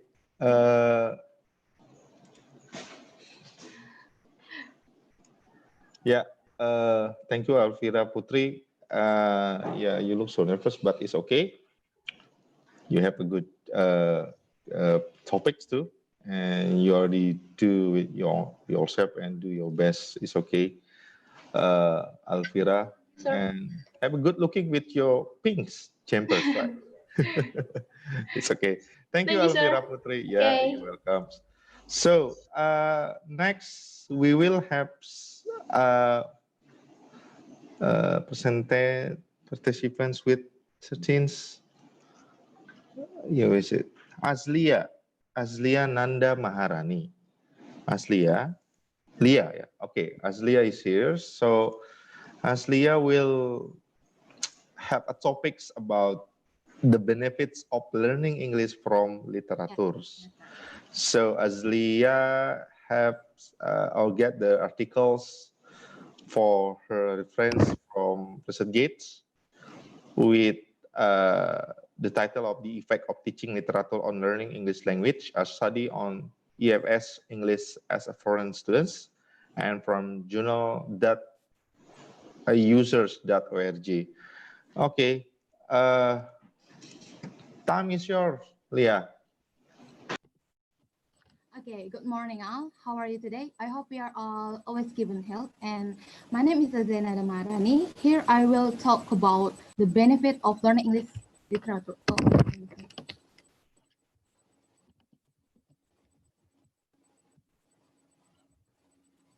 You can see this, the benefit of study English of literature. As we know that English literature are often to the study of text study in the world. In English literature, we will be taught, you can see this, how to analyze many texts and write clearly using several different styles. But in general, literature often refers to various types of text as novel, poetry, nonfiction, and drama text. Students who only study English and put emphasis on reading and writing skill sometimes fail to understand and purpose of study English literature, okay? Especially for those who have no interest in learning English, but literature can introduce students how to first aspect and only English, but also English culture. And from what I got in the International Journal of Science and Research, December 2013, by Aaron Ahmed Muhammad, from the effect of teaching literature of learning English language, literature class helping students with find with their choice. In this way, students can speak in other language and help them express themselves. Literature can be a tool rather than a goal in teaching English as second language. And the four main reasons why literature should be used in classroom as authenticity, cultural, linguistic, enrichment, and personal involvement. The English literary section contained in novel or poems is to bring students to a wider or larger area of spoken language. Likewise, reading for one different literary genres can make students more familiar with many written texts such as novel, short story, poetry, and boarding. It can help students understand how the communication in the country occurs when they present in the situation of various social character. Besides being easy for us to be able to express ourselves in learning, English literature can be also provide us with benefits such as first, when in basic conversation in English literature. Second, we can get good and correct vocabulary. And third, as an escape, we are bored. As I explained earlier, we can learn it from poem, novel, short story, drama, and even a even a film. That way, we will be interested in learning English literature. And explained in the Journal of Language and Literature Study 2016 by Mustafa Erdem, literature is a very pleasant source for learning language. And there also has several advantages, including one, literature provides example of different writing style and also representation of various authentic use of language. Second, literature is a good source for increasing the power of words. And how is it? Number 4 is encourage in development of variety reading skill in studying. And 5 can be used as springboard for interesting discussion of writing. So, and stick in involvement, emotion, and intelligence with a motivation in can contribute to personal development and the student. 7, English literature is in general is part of the target culture, therefore has value as part of the learning in general. And 8, it encourages critical and creative thinking. 9, it enriches student world knowledge. And number 10, it makes students aware of various human situations and conflict. So literature not only give us a pleasure, but also factual information about various periods and societies. Literary studies critically humans and give them the art of living. Is it a mirror of reality? Literature content and the talk and prominent. So prominent people, pleasure, happiness, and also pain. So that was I'm talking about the benefit of learning English literature. Thank you for attention and your time. Assalamualaikum warahmatullahi wabarakatuh. Asli ya. I think you will say, thanks God, you already finished your topics. It's okay, Asli ya. That's a great topic. So, what do you think? So, you already interested with literature? Yeah. Yeah. Good, Aslia. Thank you, Aslia, for the topics. Thank you for try to speak with foreign English. You have a good job. Thank you, Aslia. I hope you have a good day. Okay. Okay. Next, after that, we have list from 14th. Vina Virginia Dau. Vina. Okay, sir. Where Yes, are you? sir. Where are you, Vina? Okay, Vina. So, why your video likes, Like Yeah. what, sir? Yeah. Can't you do maybe you have to make it landscape to the rotates Oh, yes, yes. sir. It's okay. Where is it? Vina? Okay. So Vina will deliver about the futures of education with e-learning. So Vina gets the article from cartoon.edu and from ibima.publishing.com. So Vina, are you ready, Vina? Where is your voice? Vina? Yeah, you lose your voice exactly, Vina.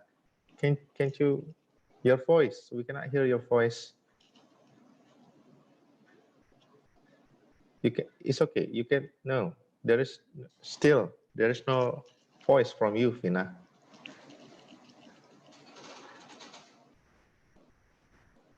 Can't you? Hello. Hello, sir. Yep. Hello. Good. Okay, Vina. Time is yours.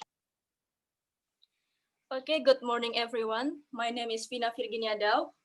Today, I'm gonna talk about the future of education with e-learning. According to the journal from Haywan University, Cairo, Egypt, M. Samir Abou El, 2014, e-learning has been introduced as a tool in the learning process in the majority of the international worldwide.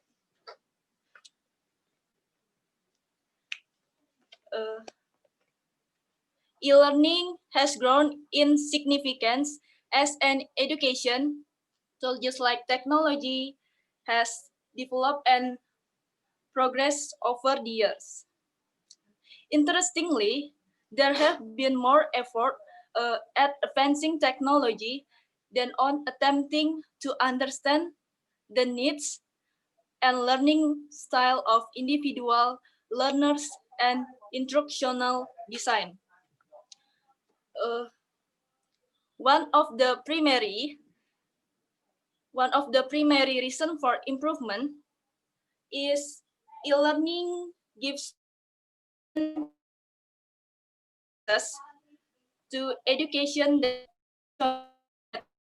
because students can their studies everywhere.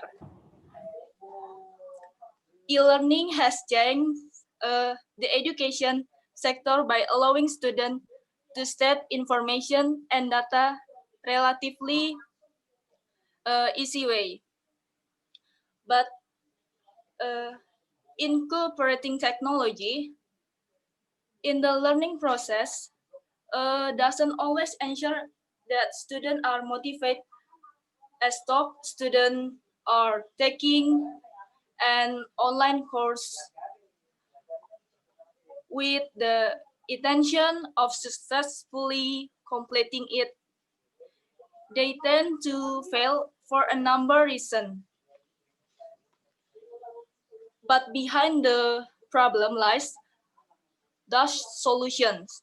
Success of failure of online guidance relates to student mitigation. It is best for education to prepare material from educator strategies to highlight an assessment purpose, such as explaining to students why the text is important and motivating them. Define the lesson direct from the text and provide a preliminary practice that students can thus practice building their confidence and motivation. One factor determining the success of students in the e-learning process is self-determination. If we can motivate ourselves, e-learning will be great benefit to us. Because e-learning helps improve education, is accessible to many people, and makes learning personally active and appreciate cognition. Effect and behavior that are systematical toward achieving personal goals. So the conclusion is e-learning makes learning more effective, even there are some hurdles in application, but all that depend on the participant who manage it. If we can manage it right,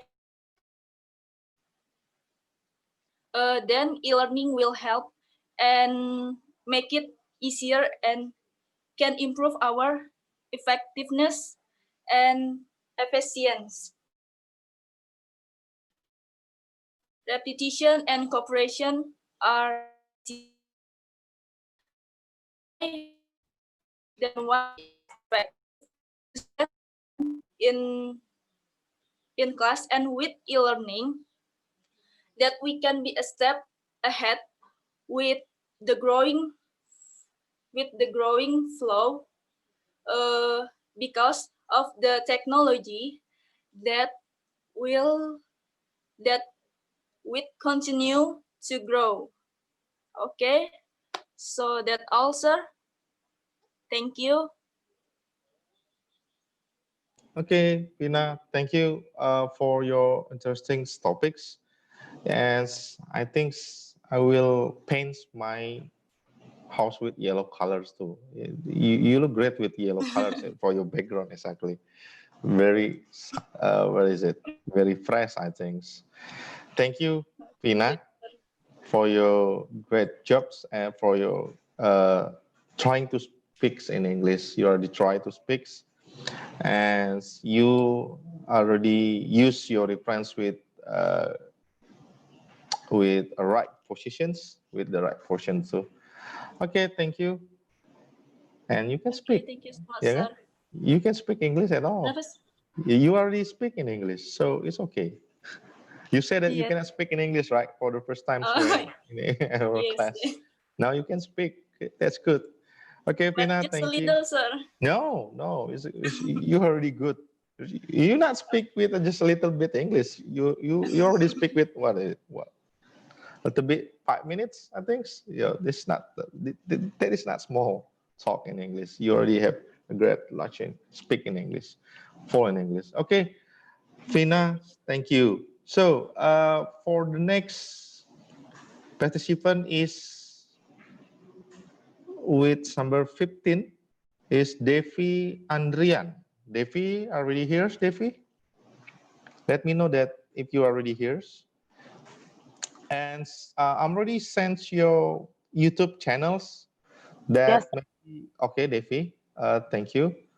That maybe all of you guys can subscribe and please like our channels, Bing Upkeep WGM YouTube channels, okay?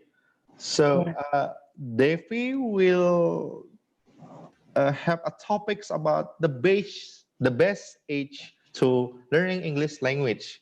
So, and Devi got the reference from a journals, IRH.ins journals, okay? So, yeah, you are in the middle of the cars, Devi. You are in, Yes, you are sir, in the car. sorry. It's Yes, sir, okay. sorry, because in my home it's so noisy. That's why I came to my car. So Yeah, it's okay. I It's am okay. so I It's can okay. more focus. It's okay. It's okay. But you're not in the middle of, in the No, middle of the street, right? no, I'm Okay. in the parking area. Okay, be careful. Okay, Devi, time is yours. Yeah. Okay. Hello, everyone. Assalamualaikum warahmatullahi wabarakatuh. Good morning. My name is Devi Andrian. So today I'm gonna talk about what is the best age to learning English. In the 1967, Language and neuristic Eric Lindeberg popularized the critical period hypothesis in the theory that proposed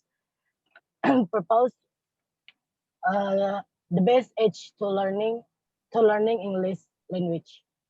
So Lindeberg say the critical period was 2 to 13 years old, and the other research in the 2016, the effect factor of the learning English language for early childhood is before the study or preschool age, which is during 2 to 6 years old. Then, so I'm gonna talk why kids should have learning English. First, English language is commonly spoken language in the world. And the second, English official language of 53 countries. And let me talk about what is the big effect to make our children learning English language. First is for family support. Family supporting is like your parents allow you to have a foreign friends and play a video video game, but it's normally video game, and your parents to allow you to make a conversation with a foreign people, but it's not that kind of foreign people. I mean, it's like uh, foreign friends, same old like you, like that, and maybe watching some television program, CD or DVD. And then second effect is by teacher in the school, like playgroup, preschool, right? Playgroup, and the kids join in the playgroup, and then they have games with English language. It can help our children to learning English language. So that's all for me, sir. Okay, Devi, it's okay. Is it too fast? No, it's okay. Never mind. It's too short. No, it's okay. So, yeah, you already try with your own self and do with your already do with your best that all you can do. So it's okay as long as you try to speak. And I know you try to speak, Devi. And yeah, you have a great topic too that about what is it about the best age for to learning English language exactly. And you know, I like your voice, Devi. Yes, thank you, sir. Again, you said that. Yeah. Yeah, thank you, Devi. Yeah, Thank you, you can. sir. Is it far from your homes? You park your. No, it's front of my home. I just parked my car and then I came here for doing my speech. Oh, okay. Thank you, Devi. Yes, sir. Okay, Have a thank good you for your day. problem. Yep, you too. Thank you. Yes. Okay, next, the participants with number 16, Desi Marcela.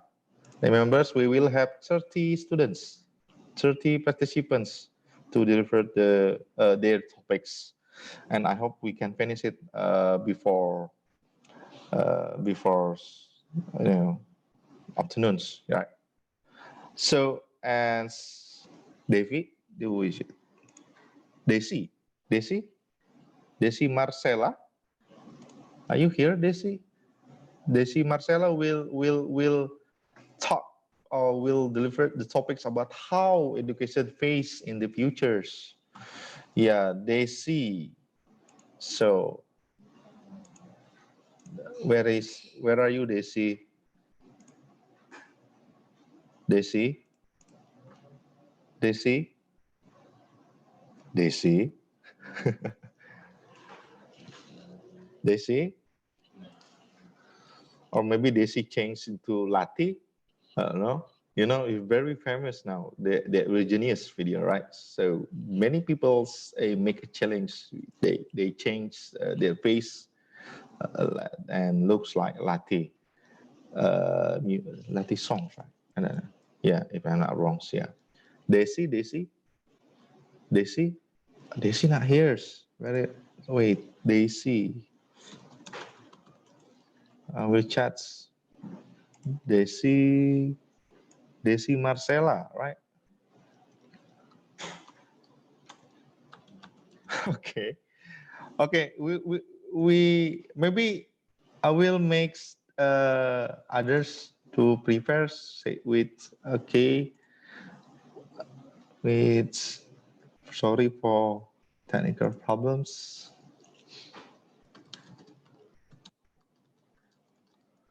Okay, Muhammad Nur Ansira Imasta. Muhammad Nur, yeah. How about you, Muhammad? Are you ready? Hello, Muhammad. Hello.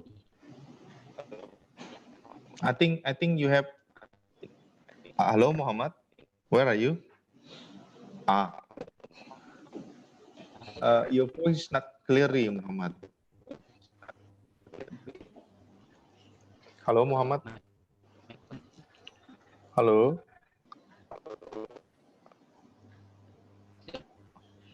Hello, Muhammad. I think Muhammad has a technical problem too. Hello, Muhammad. Hello. It's not clear. Your voice is not clear.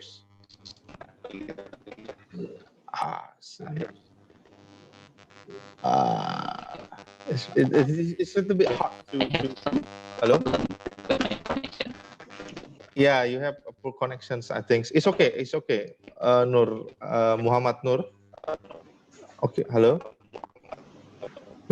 Maybe you can try to. Maybe you can try two different spots or what? It's okay. I will go to the next persons. I think.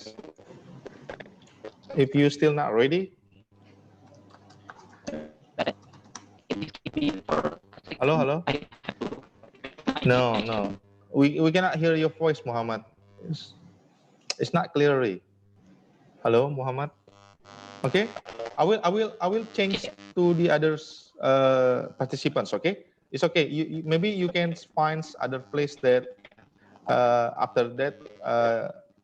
Yeah. Maybe you can change the place that have a good networks for your presentations, for your to deliver your topics. It's not really it's okay for your video, but your audio is not really good. Okay. So we will try later on for Muhammad. So we move to Desi and Muhammad Nur Ansira Imasta. We will try next. So maybe we have to go to 18th, number 18th. Anes Fitria Pramesti. Anes Fitria. Anes, do you hear Anes? Yes, sir. Yes. Where are you, Anes? Here. Here. Okay. Wait. Okay, Anes, thank you. Anes will have a topics about education problems in Burkina Faso, West Africa. It's very interesting too. And Anes have pipes reference articles. Yep. From let I see complete public Hiroshima.ac dot Hiroshima minus u dot ac dot yes. GP, yes. And where is it? After that, have a source from wijourns.com. After that, have journals.librarywalberta.ca. And after that, from Gates, the effects of girl-friendly schools, evidence from the right school construction programs in Burkina Faso. And from microthings.org journal. So, yeah, Anes, time is yours. Yeah. Hello. Good morning, everyone. I'm Anis Fitria Pramesti. I'm here gonna share to you about education problems in Burkina Faso. Education is the most powerful weapon which is you can use to change the world. And then, but in the Burkina Faso, not all the children have lucky enough to attend to school because according to Aster, Burkina Faso is it was colonized by France. Over 36% of dropout on average between 2002 and 2011, which constitutes a serious blow to an already weak national enrollment and literacy rate, and then 28% adult literacy rate from 2005 to 2011. What's the causes the children inability to attend to school? As claimed by the World Bank 2018, Burkina Faso is the one of poorest countries in the world, and it has ranked 185 over 188% countries, and almost all poor families still have no access to electricity and pipe water, and their children have no access to post-primary education. The education in Burkina Faso is confronted with complex issues. The first is the role of the role of parents. Many parents won't let their children attend to school because, based on Pierre Carago, parents bear partly the cost of schooling of their children by providing and supplies and to contributing to education for their children. And then school is no longer perceived as way to social mobility and access, and then to well-paid jobs in the civil service. As a result, in the several province remain half empty, while 8 children the bus keeping costs or helping their parents in the farms.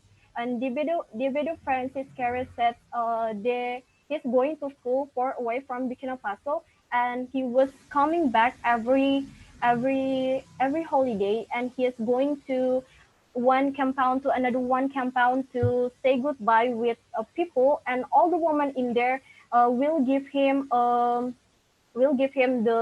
money, and then is to contributing to pay his education, and then hoping him will be come back and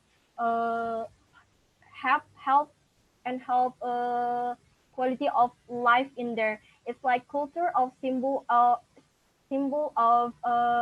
deep affection. And the second is gender discrimination. According to some Torazo, this gender discrimination is in this situation is still worrisome in there. Girls still suffer from serious difference in literacy tests and some enrollment.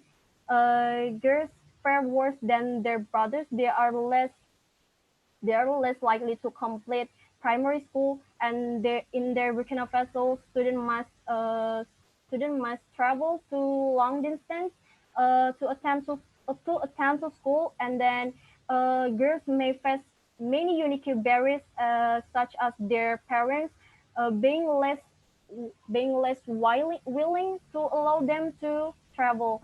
And then what's the difference with Indonesia education? In Indonesia, as said by Agnes 2017, education Indonesia has not fully provided hope for the people through the values and benefits of education. However, education in Indonesia has the several problems related to quality and access, and Indonesia education has ranked 110 over 188 countries. And then from this, it's clear that education in Indonesia still has not been optimal implementations and in supporting the development of the nation, but better than Burkina Faso. And then I hope all the children in the world can enter to school, and then deserve proper education that can be proper educations, and then we can build the future nations. We can build together the future nation. Thank you. Oh my Yeah. God. Yeah, oh my God. Yeah, Anes. Yeah, it's a good topics. And wow, you have great thinkings. Yeah, you have interesting topic exactly like from the previous, from the first meetings and from the first discussions about these topics. Yeah, we have a little bit struggling about these topics, but exactly it's a good topics. And yep, you already make it. What is the difference with the Indonesia? And that's the points, Anes. So Anes, Anes, a little bit like Anes. let's say Anes.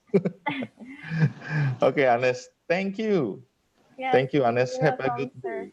Yeah, you have a good day too. Okay, next. Before that, thank you for Mr. Darmawan Shah. Mr. Darmawan Shah is your seniors, exactly your alumnus from FKIPS, from English Department, Universitas Widya Gama Mahakam. Then Mr. Darwansa is already on, what is it, on Taiwan, I'm not wrong. And Mr. Faisal Resdianto from IAIN Salatiga. Thank you for watching our students for their performance in public speaking. Okay, and please like and subscribe our, hello, Mr. Faisal. Yeah. Please like and subscribe our channels for being equipped WGMs. Yeah, next is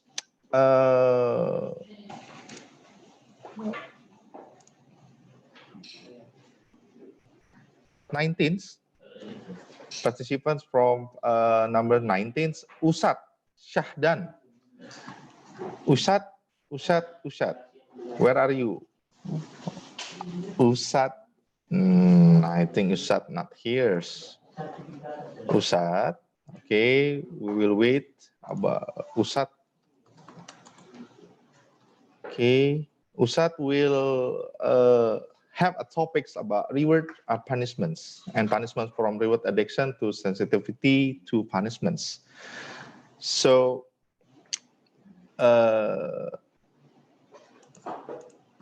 where is it, Usat?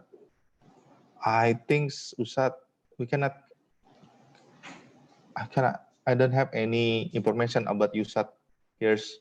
So, we will go to the next.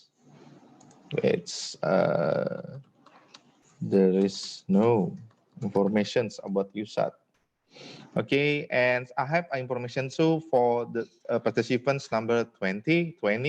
Era True cannot join with us for now because have a little problems, technical problems too with the internet connections from their village. So we will go to participants number 21, Adam Jonathans. Adams, I think there is no Adam here too. Adam, how to make early age student interested in English? Yeah, Adam's not here too. Okay, we will go. There is no. I think Adam have a little bit problem too with internet connections on his village. How about Reza Rizaldi? I think Reza Rizaldi is here with his initial. Reza, are you here? Hello, Reza. Hello, Reza. There is so many technical problems, I think, this day because yeah, when the students go to their village, like they have a poor connections. There's Reza. Reza. Reza not here too.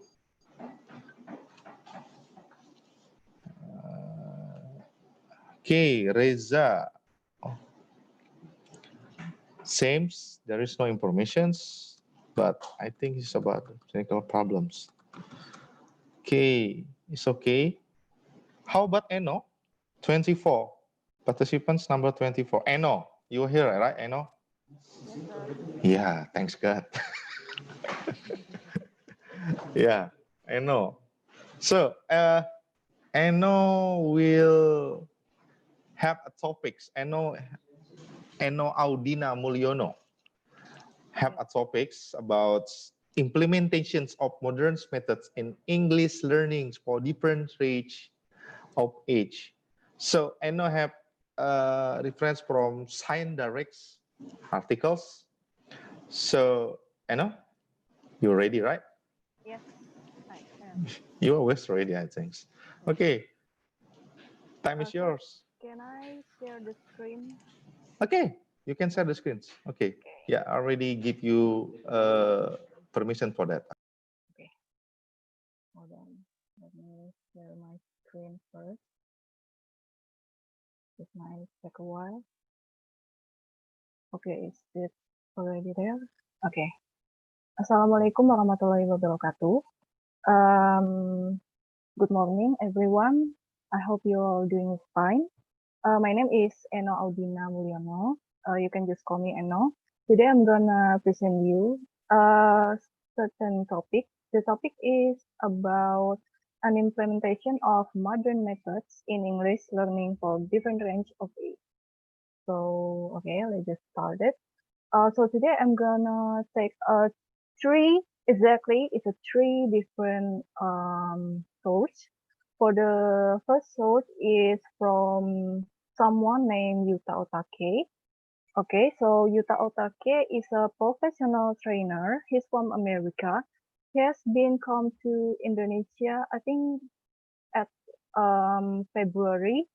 So he come to Samarinda that one time and teach the teachers or college students to how exactly to teach a student the correct way to teach them English.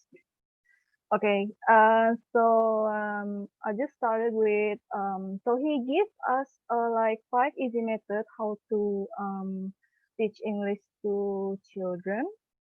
So there is 5 here, as you can see. The first method is to always start your class with fun activities. We already make 4 categories here. The first one is puzzle.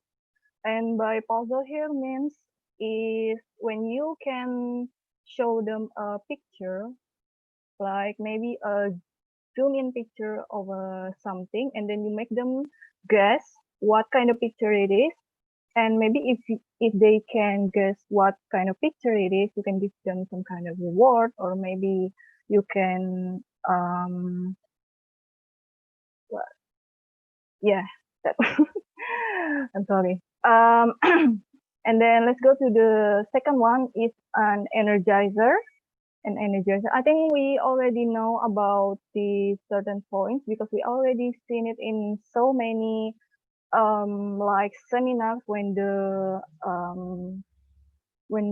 stack oh no, not stack, the speaker is usually give us this kind of treatment like a puzzle, like energizer, warmer, and icebreaker.